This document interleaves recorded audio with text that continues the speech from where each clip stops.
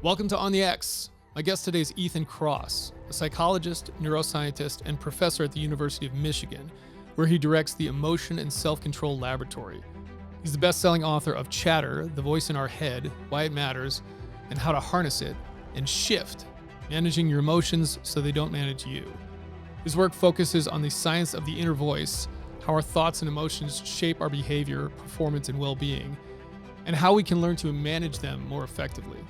So here we go with Ethan Kross on the X.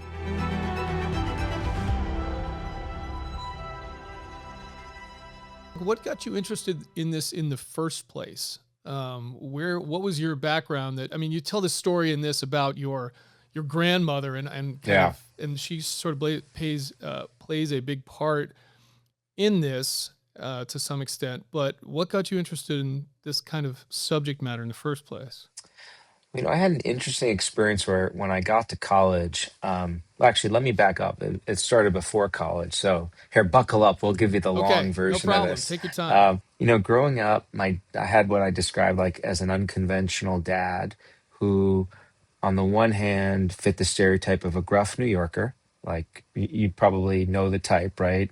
Yeah. Bushy I'm from Boston, mustache. so I'm Very, very similar, right? yeah. Like Yeah. like wonderful usage of the middle digit on the road. So, very embarrassing Yes. for a kid. But then there's this other side of him that was like consumed with Eastern philosophy, never graduated college, but just was enamored.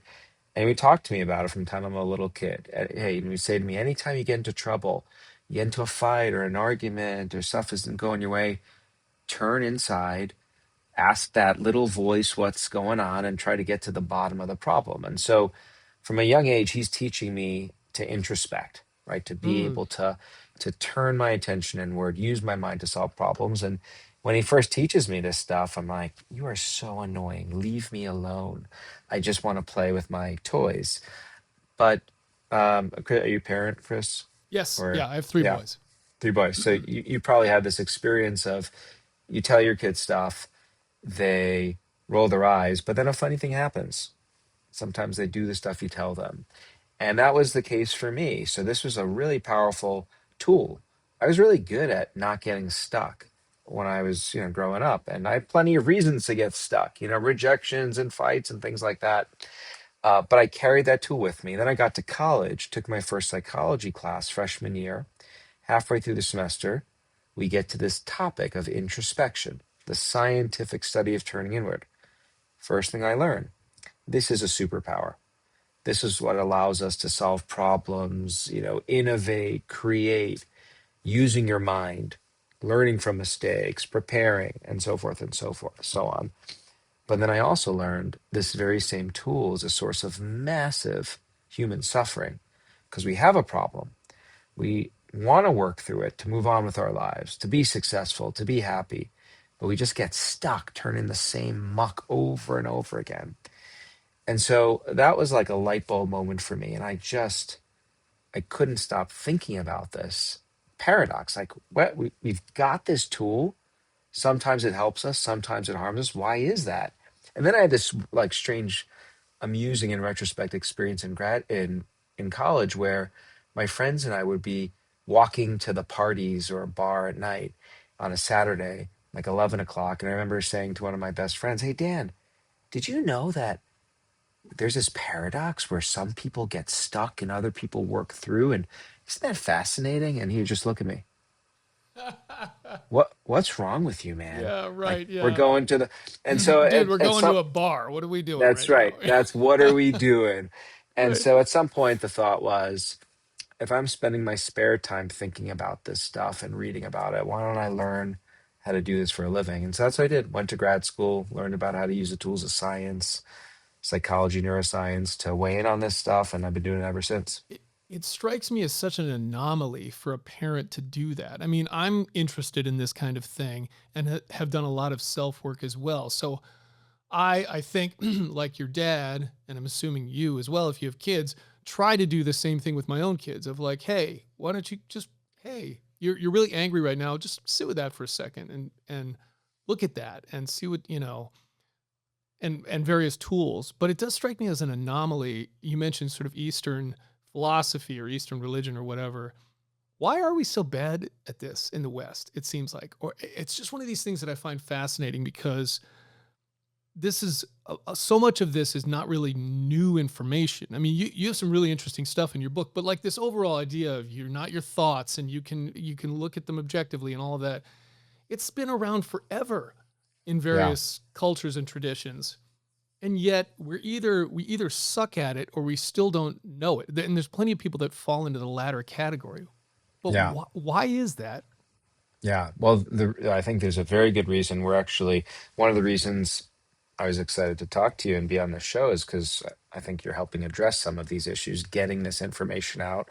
We just started an institute here at Michigan called the Institute for Mental Fitness, where we're trying to fix this problem. Love it. Um, so why does this happen? It happens, number one, uh, emotions up until relatively recently they've been invisible. And Mm. when things are invisible and we can't see them like a broken bone, they become harder to wrap our heads around. uh, Culturally, for a long time, again, in Western culture, more so than in various Eastern cultures, there's been a stigma associated with talking about your emotions or the need to manage it. Suck it up, Chris. Get to work, right? Like now, we've seen a pivot where emotional agility is seen as a strength, right? Talking about your emotions is not a weakness. So culture is shifting here. That's a good thing. But fundamentally, like, why do we stink at it? It's because we don't teach it. Yeah. So instead, we are left to, if we, roll the dice, flip a coin.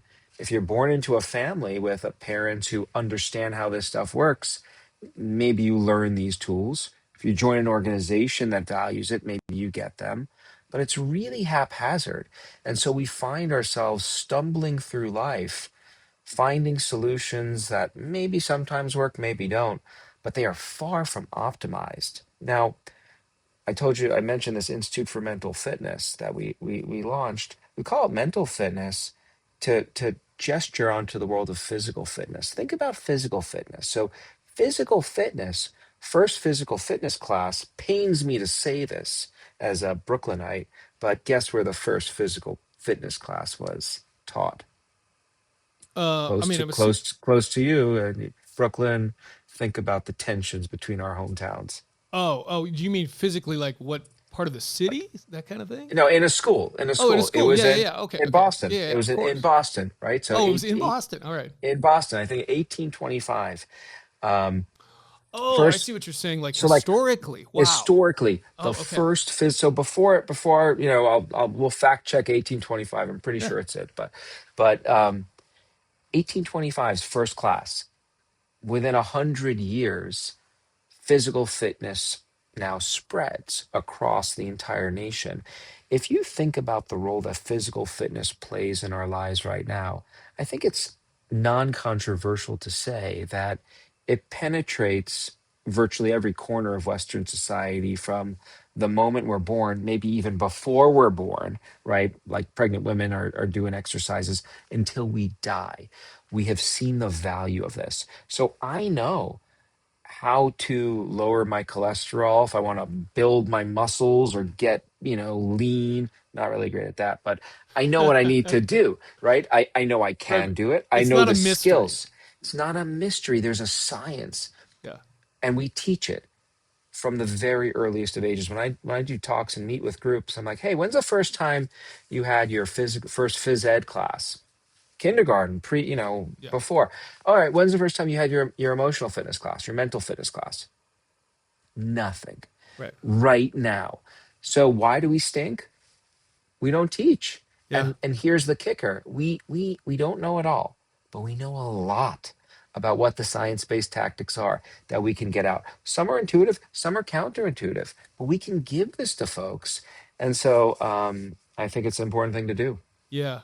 Man, you are speaking my language in such a huge way. I mean, like Yeah. what you're saying could be coming out of my own mouth of some of the things that I kind of put out there. And it's just one of these things that is so fascinating though, because it's exactly right, but it's just incredible that we don't do it. I feel like it's almost like it's almost like a flaw in the American culture that we almost feel like, oh yeah, we don't need that. Like we're just, like you said, suck it Yeah. up and go and build and we would benefit so much if we would even just a modicum of the amount of, to your point, physical fitness training, if we put that into mental fitness training, whatever that might look like from an Yeah. early age. In fact, I even think about like I love your books because they're like simple too. Like I love one word things and it Yeah. perfectly describes what you're talking about. Chatter and shift is so great.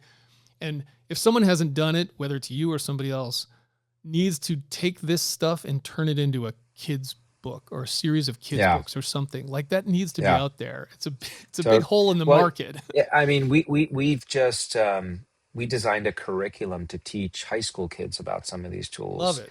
And, Awesome. in a rigorously designed study, we find that kids can learn this. I like to say there's a lot of complexity that goes into the science that behind how all this works. Like, hundreds of careers have been devoted to spelling out here's what's happening in your brain and here's how it's impacting your autonomic system, blah, blah, blah. But the take homes are clear. You don't need to know about all that background stuff. So they get it and they use these tools more. Right. Um, two things that come to mind why people should care. One of the,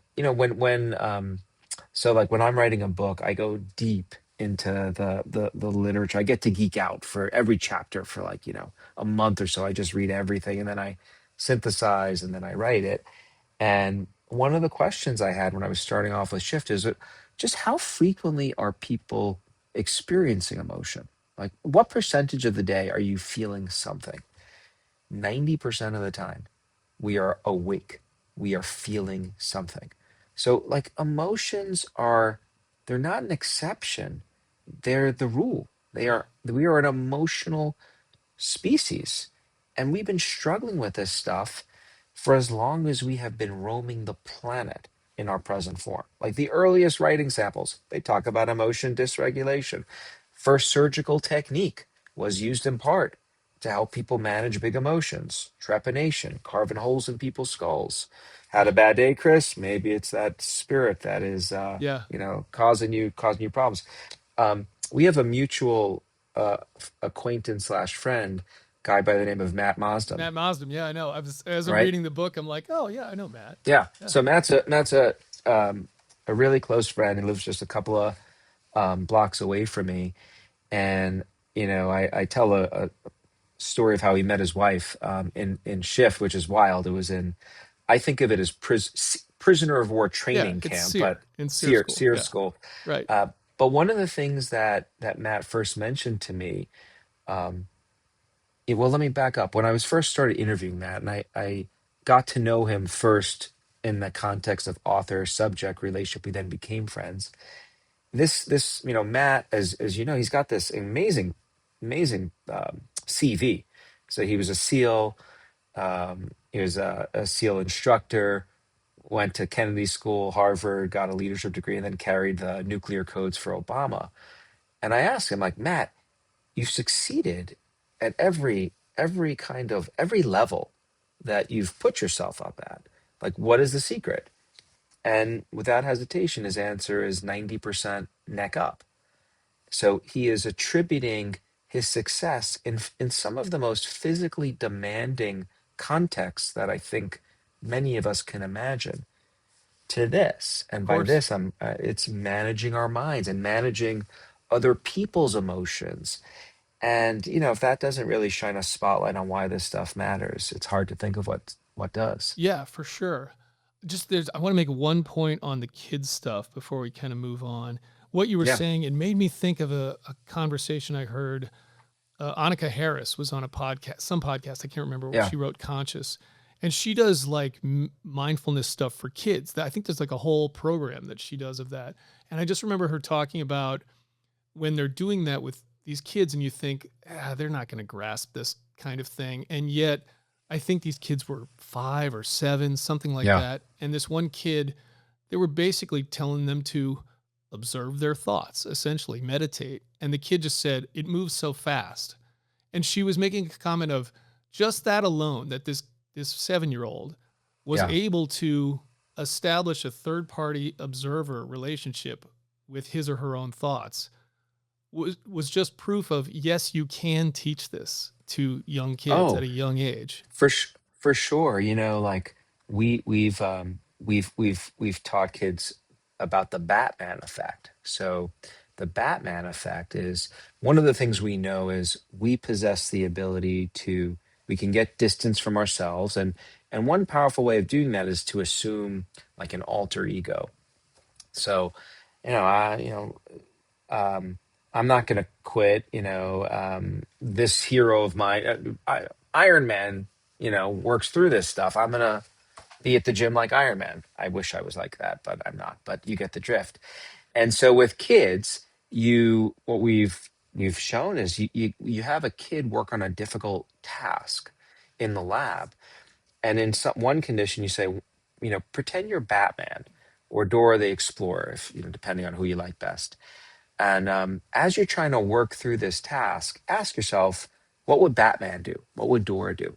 And so you're actually using language also to distance you because you're referring to yourself now as this other person who's a hero and perseveres through.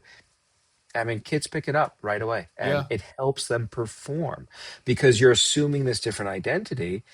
And, that is linked with success because Yeah. Batman superheroes don't give up. Right. The point here is like kids are really smart. They're also motivated to not be struggling. And so if you give them Yeah. solutions that are going to benefit them, they're typically going to uptake them in ways that improve their lives. And so, for me, it's like, what are we doing? Like, why aren't we sharing this information with kids? You can take the position of this is this is just about understanding how things work, which is what we do in schools. Like I remember, Chris, when I was younger, I had the good fortune of learning about the digestive system several times in middle school, in high school Yeah. as well. And there's one lesson that always, for some wacky reason, it stands out in my mind. It was the lesson that explains the biological process that allows food and beverage to move from one opening to the other, Right. right? Even if you're upside down, it's called peristalsis. It's Peristalsis. Yeah. the movement of stuff, and like ask me. I learned about that stuff, I guess, three times, once in college as well. Ask me how many times in my adult life I have had occasion to use that knowledge. Probably zero. No, two. Okay. I had I have two kids, and I thought this Okay. is my moment. I can explain how you can be upside down and still swallow your food. Yeah. Ask me how frequently I use my knowledge of emotion regulation. I would say multiple times daily. That's right. Every single day. So, why aren't we teaching people about this really important skill that Yeah. just defines how brains work? Um, that's what we're trying to do. Don't let your proximity to the target determine your impact on the mission. Not everyone is on the front line, but everyone can stand behind it. Your support helps carry Navy SEALs and their families through the battles no one sees, funding critical programs when they matter most. You're not just a donor, you are that warrior. Learn how you can get involved at NavySealFoundation.org. So let's dive into this a little bit. And let's start just by teasing apart a little bit. Again, you have a book on thoughts and a book on emotions. Where do you draw the line between those two things? Like, are those different things? And Yeah. then specifically getting into the emotional stuff, how do you define an emotion? Because I think it's a term that a lot of people throw out there. But if you really dug in and said, okay, well, what is an emotion? I think they would have a Yeah. tough time articulating that. Oh, I mean, I ask people this question, Yeah. and it's wild because we've been experiencing emotions since before we were born. Unborn fetuses experience emotions in the womb at a certain point. And yet, when you ask people, "Hey, I just give me a simple definition, Chris, of what an emotion is," people are not volunteering things. Yes. So let me first give you the evolution that explains how I got from chatter to shift, and then I will define emotion for you. Okay. So chatter was very much about this paradox that, look, we have this powerful ability to use language to work through problems. So our inner voice, it's how we silently work through a problem. You use your inner voice every day. If you're remembering a grocery list in your head, milk, cheese, eggs, like you tend to do that silently. Or if you're thinking about what you're going to say to someone in a meeting, that's your inner voice. If you're coaching yourself in the gym, you got this, man. 6, 5, 4. That's your inner voice. If you're making meaning out of something messy in life, like, why the bleep did this happen? What should I do? You're asking yourself those questions and answering them with your inner voice. It's an amazing tool, but it often jams up on us precisely when we need it most. When tensions are high, when emotions are running high, we start spinning. Like, why do I feel this way? What should I do? And we just keep going over the same things over and over. We're ruminating, we're worrying, we're perseverating. So chatter is the dark side of your inner voice.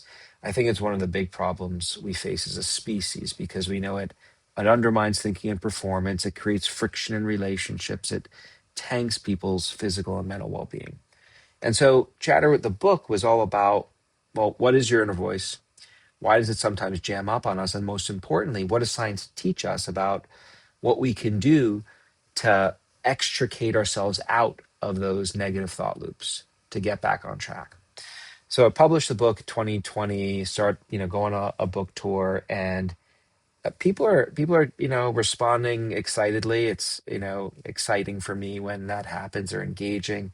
But almost every Q&A took the same form, which is, oh yeah, so tell me about this, but what about anger, and Yeah. and and what is this, and oh, actually, what is an emotion? And so what became very clear is people were very interested in chatter, but they also had these like broad just questions about their emotional life more generally. And so Shift was an attempt to go even broader now and just, open the book on the emotional world in which you and every other human being inhabits.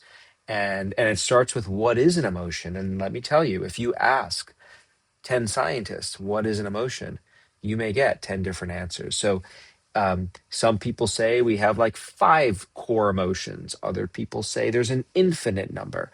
Lots of variability there, lots of active debates. But there also are some things we agree on. So, number one, emotions are responses to things that are meaningful to us.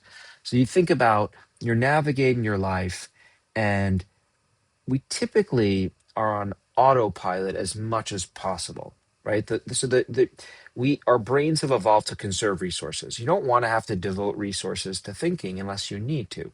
So, you're just like walking down the street until you see someone or something that draws your attention to it and maybe is meaningful, activates a response. That meaning might be attractive. Aha. It's one kind of emotional response. Maybe they look a little suspect. That's a different kind of emotional response, caution. Maybe you're driving down the road, just kind of doing your thing, and someone cuts you off. Now your perception of what is right and wrong has been violated, and you have the opportunity to do something about it, right? Honk the horn, raise the finger, do nothing. That's another kind of Especially emotional in response. Boston and in New York, right? That's right. Right, Where right. are you Yeah. based now? Are you I'm in Montana now. I live in you're in Montana, Montana? northwest Okay. Montana. Yeah. Okay. Different Yeah. way of handling things when there are Yeah. Yeah. transgressions out there. Yeah. Um, so so they're responses to things that are meaningful. And and that's not only things that happen in the world, but if we imagine things that are meaningful to us, you also get an emotional response. Once that response is triggered, it elicits what we call a loosely coordinated response that channels your attention. So your attention gets hijacked in a particular way. Your body, your peripheral physiology starts moving in a particular way to prepare you to deal with that situation. Your facial display sometimes contorts as well. So you can sometimes see when people are angry or sad or anxious. And so it's like the entire system gets oriented to now trying to, importantly, help you deal with this situation you're in. So I'm of the belief, as are many scientists, that emotions all of them are functional when they are activated in the right proportions. What that means is not too loud, not too high, not too low, not too long, not too short. Even the bad ones. Like, I bet that your negative emotions have served you really well throughout your career. Would you say that? Uh, yeah, for sure. I would say, though, I don't like the idea of negative emotions. And I think you probably agree with this too. I tend to classify them as whatever you may be feeling is either useful or not in the moment, or helpful or not, right? Because I Yeah. think, to the point about why we don't teach this stuff, because of the valence we've given, or the sort of patina that we've given to certain emotions as being negative, that leads us down a potentially dark path. We resist those emotions. We don't process them correctly. And I think the language around them is a big part of that, because it's like Yeah. you have this notion that I shouldn't feel this right now. And to your point, most of the time, no, it's okay to feel that. The question is, what do you do with it? Right. That's right. Yeah. That's right. And language. So, like, what I try to do is reframe negative emotions as all of them. All of them are helpful aids as long as they're not experienced out of proportion, too intense, lasting too long. But I'm grateful for my ability to experience anxiety or anger Yeah. and sadness. Like, actually, the most powerful way of convincing people of this, because it really, as you know, butts powerfully up against how culture talks about these things, like try to toxic positivity, like just try to be Yeah. positive as much as possible. Right. No, thank you. Like, I'm a very happy person in general. I like being happy, but I also appreciate my ability to experience pain. Many people try to live lives free of any kind of pain, pain being physical, pain being an emotional experience, right? Yeah. You can look at what happens to people who are incapable of experiencing physical pain, because every year kids are tragically born into the world due to a genetic anomaly. They don't have, their pain receptors don't work. Yeah. They die young because their hand gets caught in the stove Right. and they Right. don't know to Right. pull Yeah. it out. Yeah. So, anxiety, I think about, I've given hundreds and hundreds of presentations over the course of my career. The one presentation that sticks out to me as I wish I could have that one back. It's the one that I experienced no anxiety before. Mm. And so as a result, I didn't prepare for it. I just showed up. I walked in. Oh Yeah. yeah, and it was like it could have been a lot better. So all of these emotions, negative, in air quotes for those of you who aren't watching us, they're useful. Yeah. And simply reframing that for people, I find to be really powerful. Yeah, yeah. I think it's one of these things that, I mean, sometimes I take it for granted that I've thought that way for a while now, where it seems obvious to me. But yeah, to that point, I mean, it wasn't for a very long time. And I think Yeah. there's a lot of people in that. I want to pause for a moment and acknowledge a brand that's doing something you don't see very often anymore. GHOSTBED didn't just sponsor an episode. They stepped up to support the entire IRONCLAD network, and that matters. GHOSTBED is built by people who care deeply about quality. It's a product-first company led by Mark Warner, who still shows up every day obsessed with doing things the right way. Their mattresses are all made in America, engineered with advanced cooling technology, breathable materials, and zero shortcuts. They have 3 different collections to choose from, and they've built an online sleep quiz, so you can dial in exactly what works for your body. And behind it all is a real in-house team of sleep experts, never outsourced. Right now, we have an exclusive offer for our listeners that beats any other discount out there. Go to ghostbed.com/onthex and use code ONTHEX for an extra 15% off site-wide. When you support them, you're not just buying a mattress. You're supporting the kind of companies that keep independent, high-stakes storytelling alive. So how much of an emotion is a biological, like a physiological thing, and how much is context? And I take my cues here from Lisa Feldman Barrett, who I read How Emotions Are Made, and that book Yeah. kind of blew my mind, in the sense that I think a lot of us for a long time were taught that emotions are essentially almost vestiges of our evolutionary past. Other Yeah. animals experience emotions. Dogs are afraid. or cats. They can be angry. And reading her book, it was just, she sort of frames it in a different way of like, well, kind of, but not exactly. And the context matters. So we construct the experience based on the context. And the simplest way I think of this is something like crying. If I have no context as to why I'm crying, I really can't tell you what emotion it is, because it could be tears of sadness. It could be tears because I'm afraid. It could be tears because I'm angry or even happy. So how much of it is that like a biological process, so to speak, tied to that emotion, and how much of it is the context that you find yourself in? Well, so I think when I think of the biology is always relevant because everything here is filtering through our brains.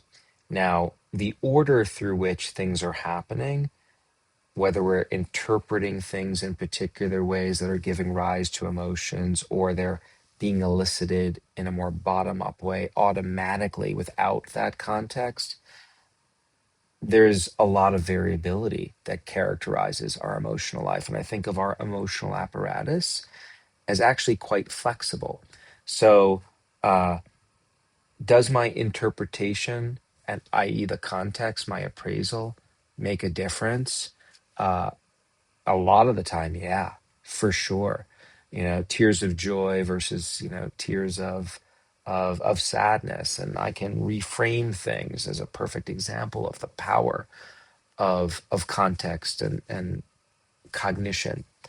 Uh, if I pass by someone on the street who smells funky, though, is there a like an elaborate context that I'm engaging in, a control process there? It's a pretty bottom up, automatic, visceral, emotional response Mm, that I'm having there too. So then I would put that in a different category of emotional experience.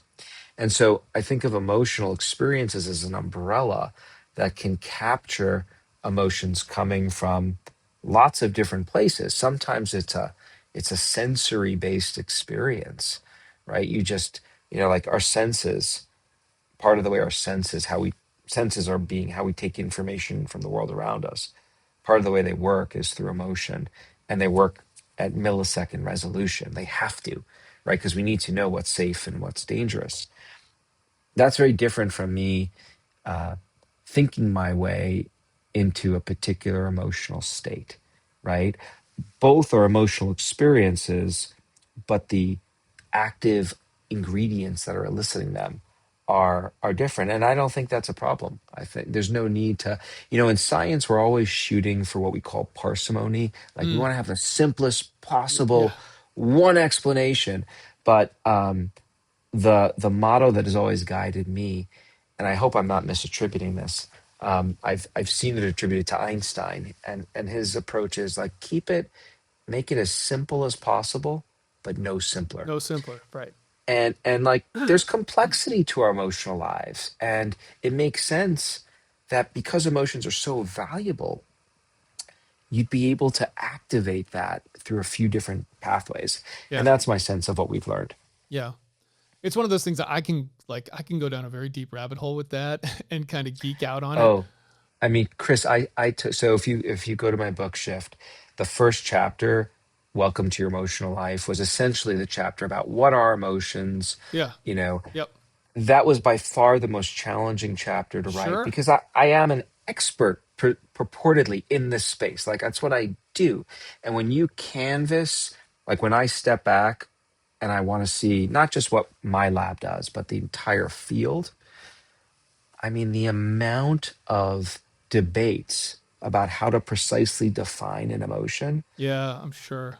But if you look at what people agree on across all of these differing camps, there's actually quite a bit that people agree Sure. on. Common ground. Yeah. Yeah, exactly. Yeah. So, Yeah. And so, I mean, my point that I was getting to with that is kind of, I could geek out on that, but I think for most people, it's sort of like, okay, well, what do I do here? Because for yeah, most people, it's like, okay, I want to feel differently than I feel right now, or I want to know how I move through this emotion and get to something that I want to be feeling. And so the first place that I want to get to with that is how much of it, and you talk about this in your book, how much of it is within your control, right? Because I sort of think of, I spend a lot of time thinking about this too. And it's not necessarily reflexive. It's not like you put you mentioned before, you put your hand in boiling water or something like that, and you're going to pull that out reflexively because you've got sensory neurons tied to motor neurons that just automatically make your nervous system go, nope, out. It's not that, but I do feel like there's portions of an emotion that are reactive, for lack of a better term, For where sure. someone jumps out and startles me. That feeling I get of fear, that Yeah. like, oh, thing, I don't know that I can control that at all. I'm pretty sure I can. Maybe I could train myself to not do that. But the question really, and that's an extreme example, but the point is, I think that applies to most of our emotions in some level. The question is, how do you respond to it, right? What do you do about it? And how Yeah. much of it is in your control? So how much of our emotional state can we control? Yeah. I mean, this is it's a critical question because if you don't think you can control an emotion, you're not going to try, right? If I don't think I can lose Right. weight by exercising, why would I try? It's illogical. So I tell a little anecdote in one of the chapters in the book about how, you know, I come to University of Michigan. I start a lab called the Emotion and Self Control Lab. I've dedicated my life to helping people control their emotions. And then a paper pops up, in a journal a couple years into being a professor, and it says 40% of adolescents don't think they can control their emotions. 40%. My mind is blown, That's a right? So lot. that's a lot. So then it's Yeah. like, all right, well, let's step back and try to understand. That's not an outlier. That's a significant portion of people who Yeah. are saying, I cannot do this. So what is behind that? Here's how I make sense of that. We experience reactions, emotional reactions automatically all the time that we have no control over. To use the smelly example, I'm on the New York City subway or Boston, and I smell someone not so great. Oh, it's going to elicit an automatic reaction. Sometimes I am walking down the street and a dark thought will just pop up in my head. We call that an intrusive thought, and I experience an emotional reaction. Sometimes it's a really positive thought, and that elicits an emotional reaction too. I see someone attractive, right? Oh, that's an emotional response. I don't, nor does anyone, have control over those automatically elicited responses. However, once the response is triggered and I have awareness of it, that is my playground for moving things around. I can do all sorts of things to amplify, diminish, elongate, switch those different responses. And so if you ask me, can you control your emotions? Well, it really depends on what facet of the emotional experience we're talking about. I can't control the initial trigger, but I can control the trajectory. Right. And if we can teach people how to control that trajectory appropriately, we are doing a great service to society. Right. Right.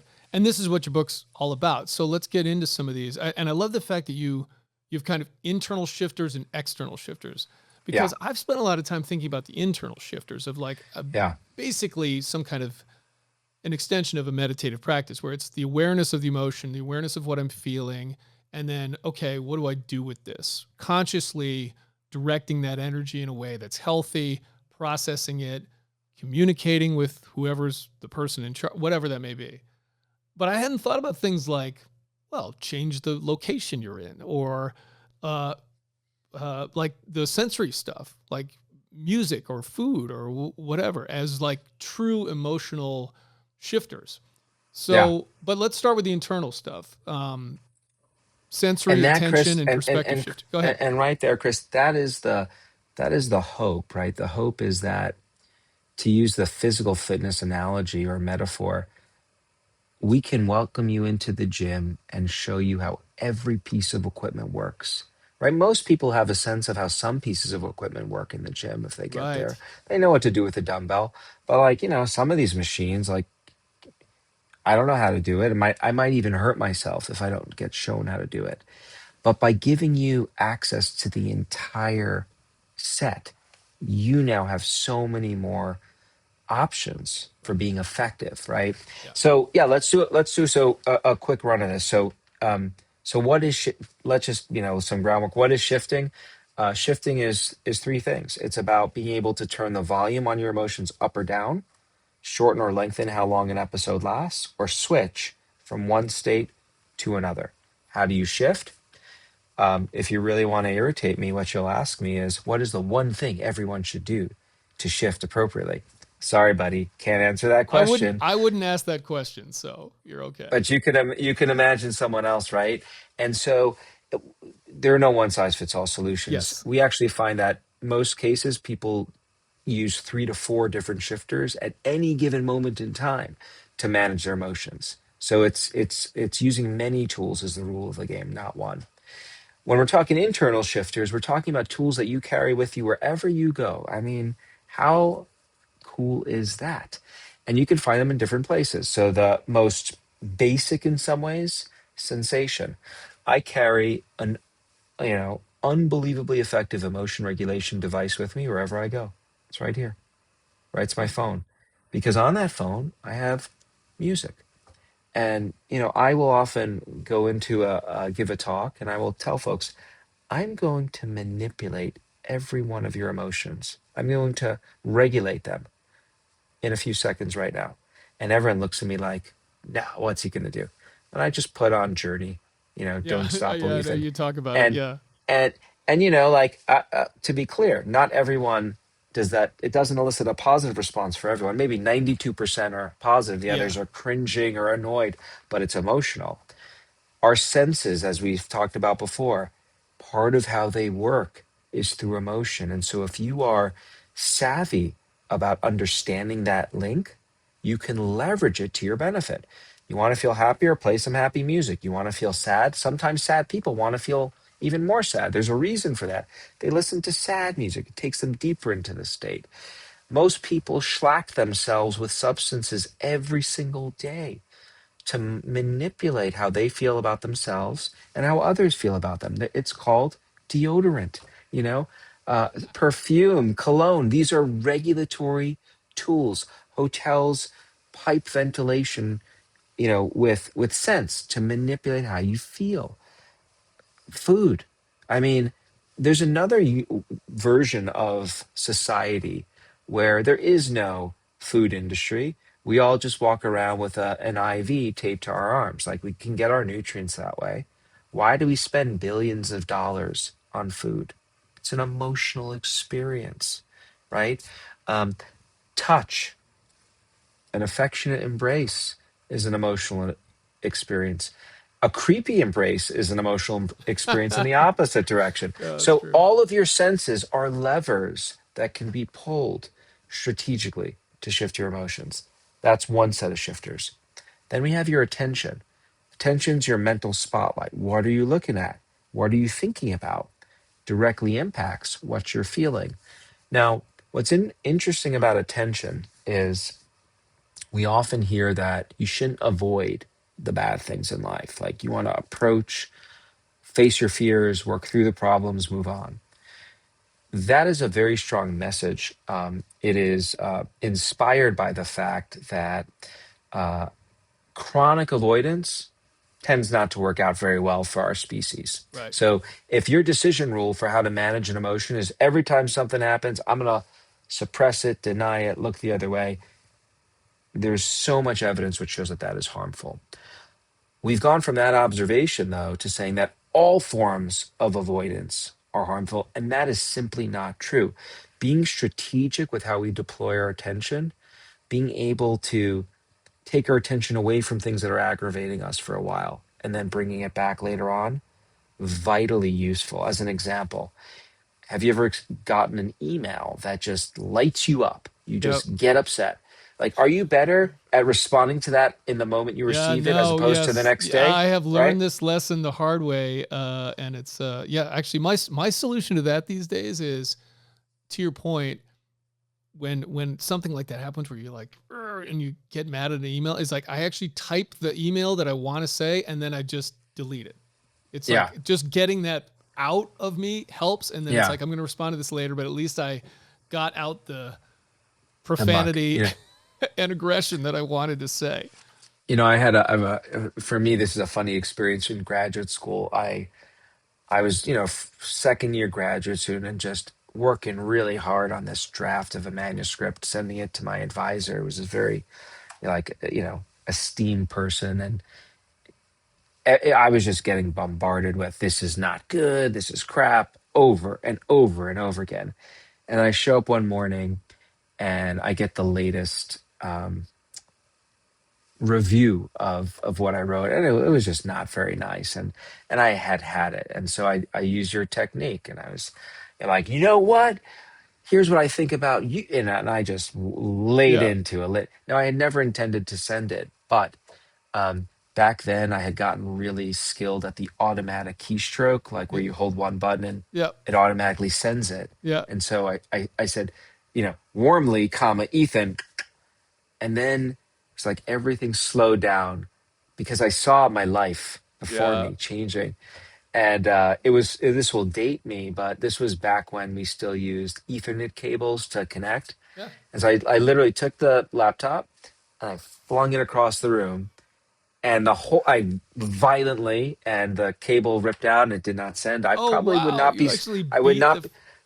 I would not be sitting here if had that email sent Oh my was sent. gosh, So that's amazing. I yeah. didn't even think that was possible. I figured like, yeah, I don't know how fiber optics work exactly, but I figured it's gone. Like, so that's incredible. You're faster than the speed of The Flash, just call me the Ethernet. Flash. That's right. That's right. No, it was saved, salvaged. So attention, being strategic here is really useful. One message I always like to convey is all tools are effective in the right proportions. If taken to an extreme, they can be harmful. Like a hammer, it's a tool. It helps build houses. It can be a murder weapon if you use it in the wrong context. That's true of all of these tools that we talk about. They can be taken to an extreme. So, can avoidance be taken to an extreme and harm you? Yes.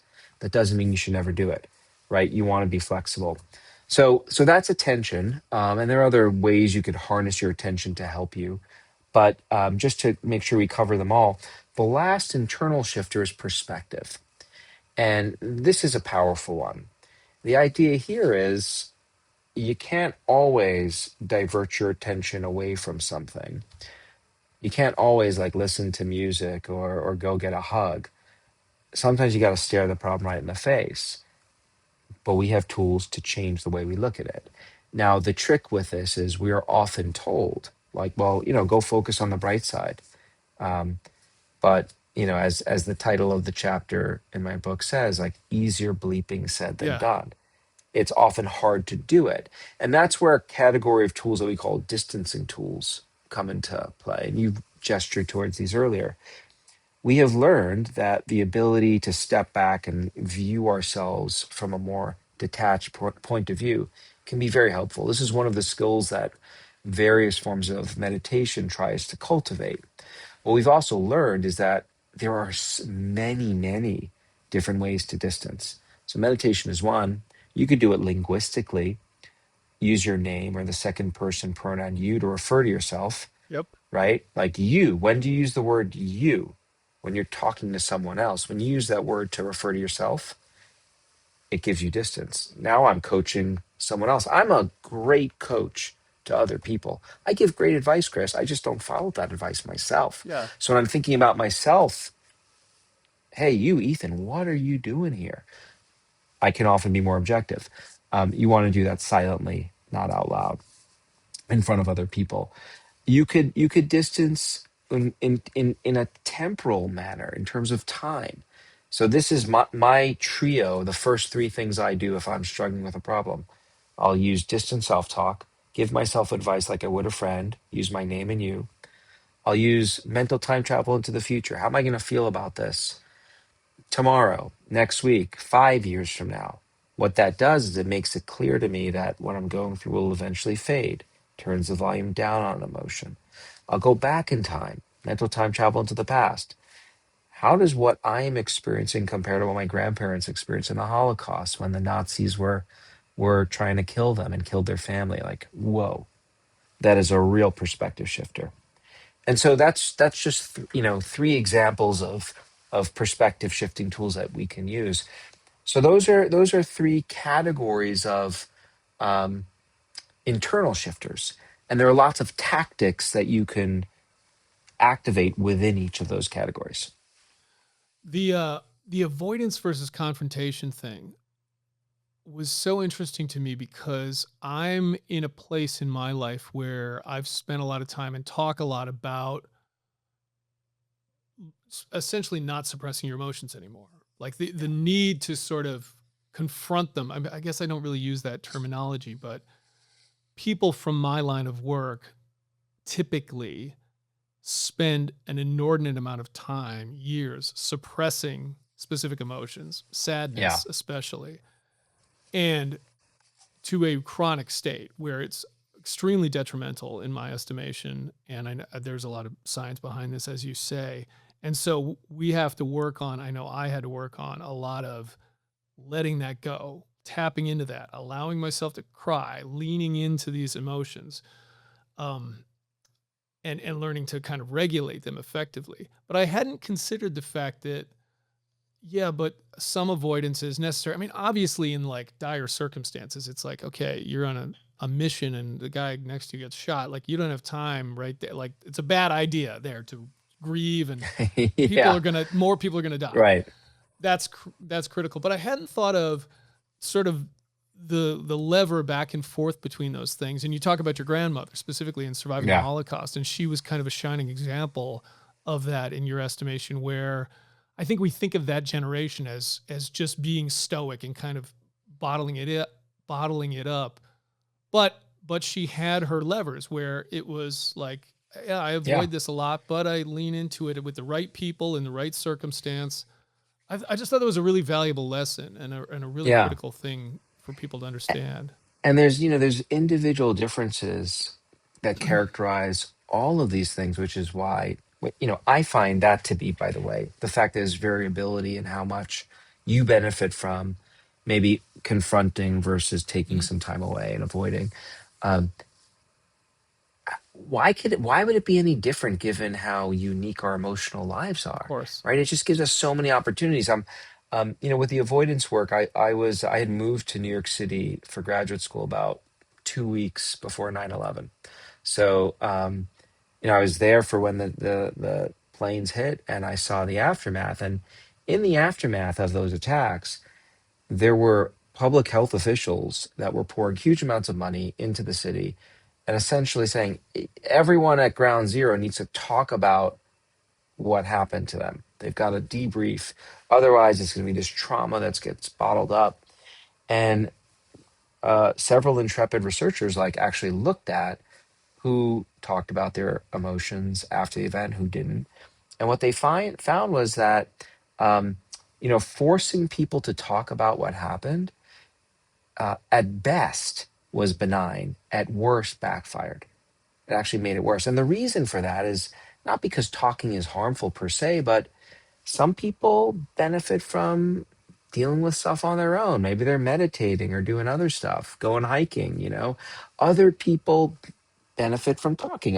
There's just such Yeah. variability. If you force everyone to do the same thing, it's not going to work out too well. Yeah. But on the suppression angle, like, I mean, I on a daily basis I have to suppress stuff. Like sometimes I'm in a Sure. meeting, I can't reveal how I truly think about something. I've got to regulate. We evolve the capacity to do all of these things because they can help us. Right. The question is, are we exercising these capacities in the right context to the right degrees? Right. Yeah. Yeah. And that is the key insight. I think it's the fact that, yeah, you sometimes have to do that. It's when it becomes chronic, where when my That's right. automatic response every time I have some kind of sorrowful event is to just not deal with it. That's where you get into trouble, you know? That's where you get into trouble. Yeah. And that is unequivocal. Yeah. Yeah. So talk a little bit about I know we're coming up on time here, but quickly talk about the external stuff, like the external shifters, the Yeah. locations. Like again, this was a great insight to me of like, oh, I never thought about that. Of like, okay, Yeah. There are shifters they're just waiting for us to activate them. And this, they're hidden in plain sight. And so your environment is so powerful, both locally, like how you set up your space, we know can make a difference. So we've seen, for example, like exposure to green spaces, even in the form of plants around your office, can make a difference, Hmm. have a restorative effect. Pictures of loved ones, like why would pictures make a difference? Well, you look at a picture of a loved one, it activates what we call mental representation in your head of secure attachment figures, people who care about you, protect you. So that facilitates recovery from emotional episodes. Um, Order. When we're experiencing big emotions, we often don't feel like we're in control. We know that you can compensate for that lack of internal control by creating control around you. This is why people like to clean and organize when they're stressed out, right? It's a way of, we call it compensatory control. Then you can move your actual space. So we got some bad but manageable, eminently manageable news in my personal life a couple of weeks ago. One of my daughters was diagnosed with type 1 diabetes. It's a chronic condition, eminently treatable. She'll be have a wonderful life. Still, no parent wants to find out Right. that this is happening to their kid. And like my wife and we're all regulating well. And about a week and a half after we get back from the hospital, I had a trip that I wasn't going to take, but ended up taking. It was an important one. I'll spare you all the details that led to the decision to go. I begrudgingly went. Holy crap, Chris. The volume on my emotions faded. Right? I happened to go to a place, it was like beautiful with natural beauty. Changing my surroundings. I did not forget about my daughter, but the acuteness of this really subsided. It's an example of how changing our places can be a very powerful strategy for when we're trying to manage difficult stuff. Now, you can't do it all the time, but simply being aware of this. um, I have what I've described as emotional safe houses throughout Ann Arbor, Michigan. These are places that every time I go to them, I feel a sense of restoration. Right? A safe house I mean, will everyone get a safe house? Maybe not. I don't Yeah, know. I think Yeah. so. I think everyone gets the picture. Okay. Yeah.